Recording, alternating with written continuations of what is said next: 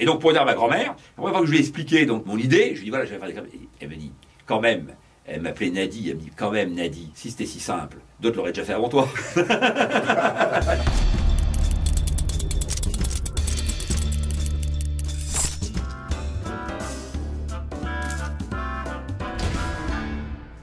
Donc Jean-Pierre Ladir, fondateur donc, du portail Easy Voyage. J'ai 55 ans. Je suis entrepreneur donc depuis l'âge de 21 ans. En fait, moi, j'ai quasiment jamais été salarié de boîte autre que celle que j'ai créée. J'ai dû partir d'un principe que personne n'allait m'embaucher et donc j'ai toujours créé des boîtes qui me permettaient d'avoir un boulot. Easy Voyage, ça a été une aventure de 20 ans puisque on a démarré donc en 2000. On était l'un des premiers portails donc internet à vendre du clic et du média donc à une époque où les gens connaissaient pas forcément ce type de notion. On est aujourd'hui donc dans les 10 premiers acteurs donc en termes d'audience donc des sites de voyage. On fait plus de 3,5 millions de visiteurs chaque mois et j'ai cédé donc ce site en 2015 à Webedia.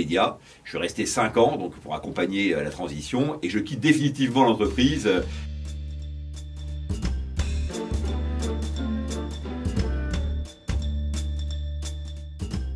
Mon père est algérien, ma mère française, donc mes parents ont très peu vécu ensemble. Donc à l'âge de 6 ans, je suis en Bretagne. J'ai été élevé par ma grand-mère dans une ferme donc entre 2 et 6 ans. Puis après, je suis reparti avec ma mère, qui était prof. Elle était PEGC, c'est-à-dire qu'elle n'était pas titulaire. Et donc chaque année, on déménageait. Donc moi, au CP, donc jusqu'à quasiment la seconde, j'ai déménagé quasiment chaque année. Avec un handicap, c'est que j'avais un nom arabe en Bretagne à une époque, donc il y a 40 ans ou 50 ans de cela. Donc tout ce que je viens de dire déjà donc façonne déjà un caractère parce que grosso modo j'ai un nom étranger donc et donc je dois assumer finalement donc une identité à laquelle je comprends rien et je connais rien puisque finalement moi je ne sais pas ce que c'est qu'un arabe donc et donc on me dit alors toi l'arabe etc. Bon voilà, ensuite de quoi donc j'ai pas de relation suivie avec beaucoup de gens parce que finalement je change chaque année et donc de tout ça en fait je pense déjà est né donc une volonté d'abord d'aller voir ailleurs ce qui se passe, premier constat, et ensuite de changer de conditions. Ma grand-mère, donc pour elle, effectivement, l'aboutissement suprême, c'était d'abord d'avoir le bac et puis ensuite donc de faire des études parce que on pouvait se hisser socialement grâce à ce niveau d'études. Et moi, j'ai assez vite compris qu'il y avait peut-être des voies autres, même si j'avais un profond respect pour les études, voire même une admiration. Comme j'avais pas de fric, j'avais pas accès à grand chose, quoi. Et donc je me disais, de toute façon, pour pouvoir effectivement donc se réaliser, il faut pouvoir avoir des moyens, il faut avoir les moyens de le faire.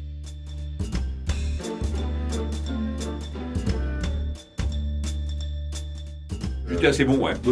Non, j'étais feignant. J'étais feignant parce que j'étais assez facile. Et donc, je jouais sur ma facilité. Moi, je suis le seul sport-études qui a eu le bac en 3 ans. J'ai fait seconde première terminale, plus le sport. J'étais assez facile et en plus en terminale, donc j'ai fait que 3 mois ou 4 mois de cours. Que j'ai été viré du lycée et j'ai pas eu accès donc au lycée pendant quelques mois. Et donc j'arrive à la fac et je tombe le premier jour, donc je tombe sur une fille qui était supportrice de mon équipe de hand. On commence à discuter, alors qu'est-ce que tu fais, etc. Je dis moi je suis en première année de Sciences Éco.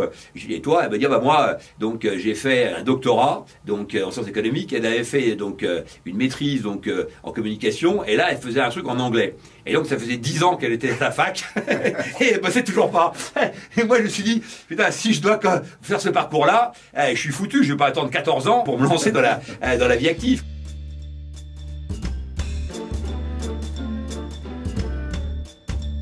Ça a été aussi, encore une fois, donc le fruit des lectures. Quand j'ai lu Sur la route de Kerouac, tout de suite, je me suis dit, voilà, c'est ça que j'ai envie de faire. J'ai bossé comme pompiste, je suis parti en Irlande à 16 ans, donc tout seul en stop. J'avais aucune idée de comment il fallait faire, donc je me suis dit, bon, je vais traverser à Calais. Mais ce que j'avais entendu quelqu'un dire, je sais pas quoi, sans doute, etc. Donc, je fais du stop devant le truc. Voilà, un couple me fait monter dans sa bagnole, il me paye même mon ticket, on dit, ah, sympa le jeune, etc. J'ai toujours été, ou souvent été, assez empathique. Et en fait, les gens me trouvent sympa, etc. Parce que je pose des questions, je m'intéresse à ce qu'ils font, je réfléchis assez vite sur les sujets, ça m'intéresse, voilà. Et j'ai des éléments de comparaison, voilà. Et donc, en fait, moi, je m'intéresse à la vie des autres. Et donc, les enseignements de la vie des autres, en fait, j'ai construit la mienne. Après, je suis allé à Londres, de Londres au Pays de Galles en Irlande, je fais tout le tour, etc. Et avec ma petite paye d'un mois de pompiste. Et là encore, je me suis mis en situation en ayant vraiment très peu des codes qui m'attendaient. Je me suis dit, bon, de toute façon, je dormirai de temps en temps dehors, etc. Parce qu'à la limite, c'est l'été, etc. Comme ça, je fais des économies. Mais dormir dehors, c'est un truc, il faut savoir ce que c'est. C'est terrible dormir dehors. Il y a des bruits, t'as peur, t'as froid, il se met à flotter. C'est-à-dire que tous ces concepts-là, en fait, tant que ça reste du domaine du concept, tu peux effectivement donc t'imaginer plein de choses. Une fois que tu l'as vécu, c'est très grave. Alors après, tu te dis, bah tiens, je vais faire du stop la nuit, comme ça les routiers me prendront, et puis je pourrai dormir. Mais le routier qui te prend, il veut que tu discutes, puis il prend un mec pour qu'il dorme. Donc voilà. Et ça fait un lien avec le business, c'est que le risque, finalement, donc il te construit, il finit par payer. Mais des fois, il te coûte aussi un prix très élevé. Du coup, j'ai cherché effectivement les tangentes. Et donc c'est là que je me suis intéressé à la pub. J'avais vu ces gars-là donc à la télé et je me suis dit voilà, ça c'est un métier qui est vachement sympa parce que le mec il a fait le tour du monde en 2 chevaux et on voit que c'est un type qui a l'air d'être épanoui et d'avoir une vie agréable et maintenant il explique qu'il vit en faisant des slogans, etc. Je me suis dit moi je suis un type marrant, je dois pouvoir faire des slogans aussi et donc je me suis dit tiens bah, je vais faire de la pub.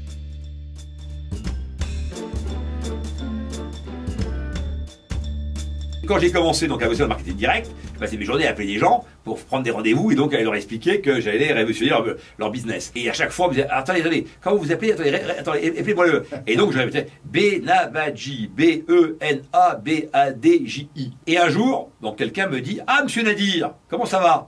Et là, le déclic, je me dis, Nadir, c'est génial. Et en plus, je me dis, si j'étudie bien donc les noms des mecs qui réussissent, Tapi, je me dis 2 syllabes. Donc Nadir, génial. Donc je prends ce nom. Et donc après, j'appelais, je dis bonjour, de la part de monsieur Nadir. Et là, plus personne me dit comment vous l'appelez. Les gens savaient l'écrire. Sauf que, un jour, quelqu'un me dit, et votre prénom? Donc j'en avais pas de prénom. Puisque je l'avais utilisé en nom. Donc j'en avais plus. J'avais fait de la sémiologie et j'adorais ça. Voilà. Et donc, je me rappelais que Jean, donc c'était le terroir, la terre. Et comme Nadir, c'était un peu exotique, je me disais, tiens, je vais prendre un prénom qui respire bien ces valeurs-là, qui en plus, c'est des valeurs que j'avais partagées à un long moment. Et Pierre, c'est la virilité. Tu vois, et donc, j'ai dit, voilà, Jean-Pierre Nadir. Ça claque. Hop, et je suis parti comme ça.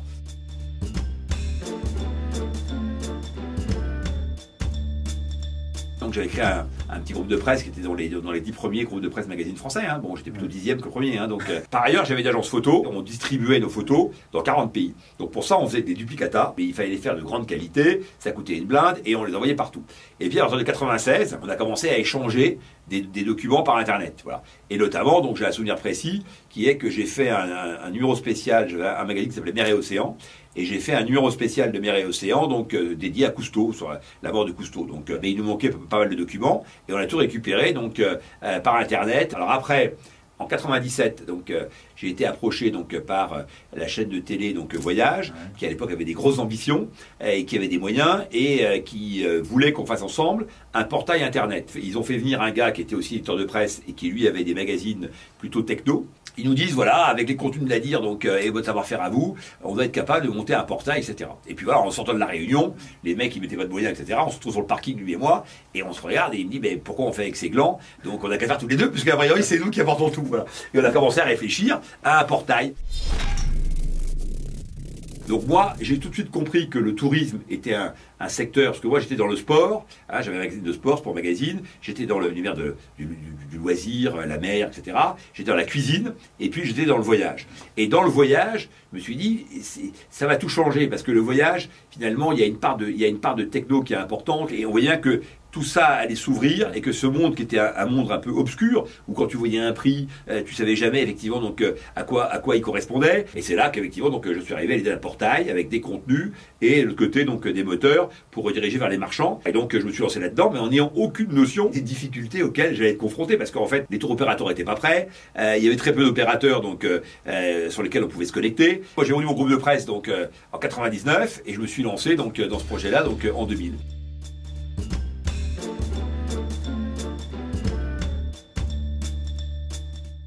2 ans de galère, donc très dur. Une année déjà avec tout en place, donc sans évidemment donc générer de chiffre d'affaires. Là, on bouffe complètement notre capital. Vous êtes combien là 16 au tout début. Ouais, donc si tu veux, on est quand même un peu nombreux, tu vois. Donc il y a quand même des coûts, etc. On part quand même avec de l'ambition. On a 1,5 million d'euros, on les bouffe, donc avec en plus des choix techniques parfois qui étaient contestables, mais qui étaient c'était ceux du marché. Voilà. Je me suis fait ma propre religion, donc au bout de quelques mois, et on a changé complètement l'approche. Ensuite de quoi, donc quand on a été un peu dans la mouise, donc financièrement, j'ai trouvé des contrats à faire, des prestations extérieures, donc j'ai produis des contenus à l'époque donc pour Walladoo. J'ai fait le portail des tours opérateurs. Comme ça, je les ai aidés aussi, en plus, à s'améliorer. J'ai fait des magazines, parce que je savais faire ça, donc j'ai fait le magazine de Partir pas cher, etc., etc. Donc quand même, ça a été assez vite, tu vois, parce que 2001-2002, donc très très dur, ok. Mais en 2003, donc on est à l'équilibre quasiment, et en 2004, on dégage déjà 450 000 d'EBITDA, tu vois. Donc, déjà en comparateur à ce moment-là ou... Ouais. Et ce monde du voyage, en plus, qui est un monde donc, où les prix changent tout le temps, et c'était évident qu'Internet allait tout révolutionner. Et donc on est arrivé au modèle effectivement de comparateur, et on est arrivé au modèle du clic. On a été les premiers à vendre du clic sur le marché français. Avec quel coût? À partir de 2000, si tu veux, dans un monde où les gens éventuellement étaient prêts à te commissionner sur des ventes, mais absolument pas à rémunérer un prospect.